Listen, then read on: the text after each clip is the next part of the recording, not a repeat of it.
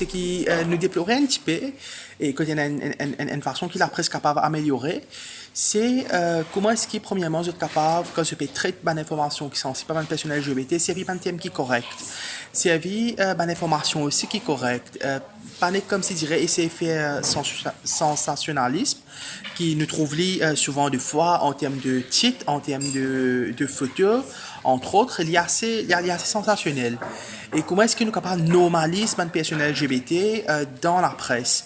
Le ban enjeux nationaux, le ban thématique nationale, nous pas trouve le personnel LGBT prendre la parole. Par exemple, là, pour le budget, pour une élection générale, puis venir, pour plusieurs, je les îles, puis il y a plusieurs thèmes nationaux qui là.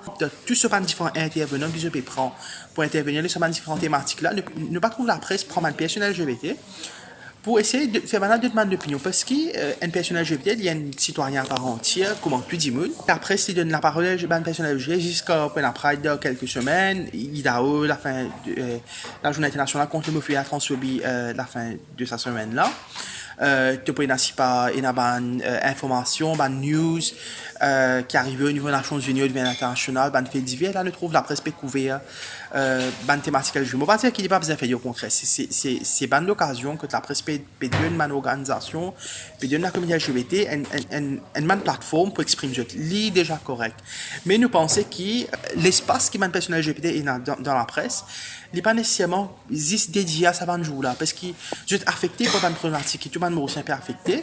Je tiens l'opinion le tout issue qui la population peut affecter et bien capable de sa plateforme là pour une personne LGBT exprimer. C'est super important de temps à autre de faire des formations avec des journalistes parce que je crois que surtout le côté genre inclusion dont LGBT on lit des journaux, on voit des articles et certaines fois on voit bien que certains articles ne sont pas des articles très balancés. Ce workshop, ça a été fait, c'est vraiment pour former les journalistes à mieux voir les différents angles où ils peuvent écrire des thématiques de SRHR, Sexual Reproductive Health and Rights, et aussi LGBT.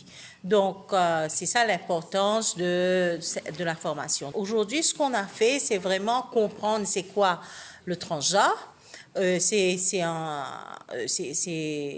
topic mal connu et mal vu aussi, malheureusement.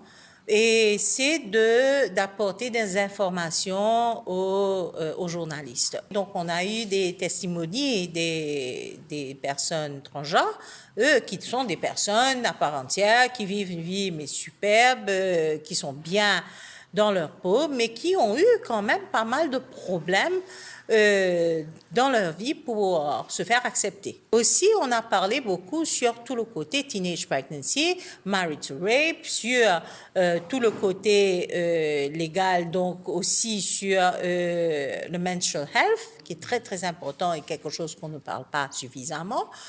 On a vu qu'il y a eu des informations qui n'étaient pas vraiment les informations que la communauté LGBT voulait.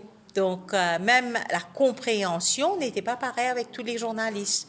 Donc, c'était important de faire une formation comme ça où on a une quinzaine de journalistes présents et à peu près, je crois, si je ne me trompe pas, dizaines de media houses, qui est super pour nous. On va continuer avec ce travail-là, on va continuer à faire des formations comme ça.